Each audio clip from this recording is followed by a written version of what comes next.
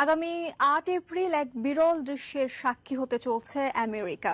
এদিন চাঁদ পূর্ণরূপে সূর্যকে ঢেকে ফেলবে। পূর্ণগ্রাস সূর্যগ্রহণের কারণে আমেরিকার সব স্কুল বন্ধ ঘোষণার সিদ্ধান্ত নেওয়া হয়েছে। নাসা জানিয়েছে ৮ এপ্রিল সকাল 11:07 মেক্সিকোর প্যাসিফিক ওশান উপকূলে প্রথম সূর্যগ্রহণ দেখা যাবে। ৫৪ বছর পর হতে চলা এই সূর্যগ্রহণকে বিশেষ বলছেন বিজ্ঞানীরা। মহাকাশ গবেষণা সংস্থা নাসা জানিয়েছে ২০২৪ সালের প্রথম সূর্যগ্রহণ হবে পূর্ণগ্রাস সূর্যগ্রহণ।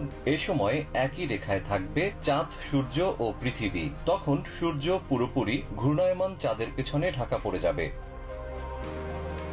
এই ঘটনার অন্যতম কারণ হল পৃথিবীর সূর্যের চারপাশে ঘূর্ণায়ন, আর চাঁদ পৃথিবীর চারদিকে ঘুরছে।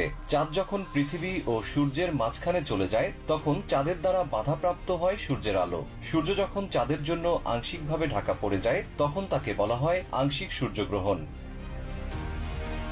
অন্যদিকে সূর্য যখন পুরোপুরি চাঁদের পেছনে চলে যায় তখন তাকে বলা হয় পূর্ণগ্রাস সূর্যগ্রহণ। এ কারণে পূর্ণগ্রাস সূর্যগ্রহণে দিনের বেলাও রাতের অন্ধকার নামে পৃথিবীতে।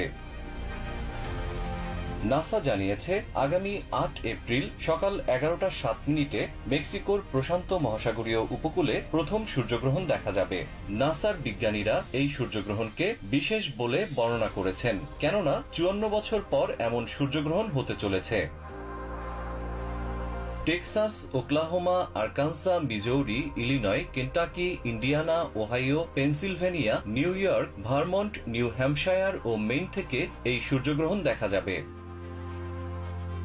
পূর্ণগ্রাস সূর্যগ্রহণের কারণে ওই দিন দেশব্যাপী সব স্কুল বন্ধ ঘোষণা করা হয়েছে।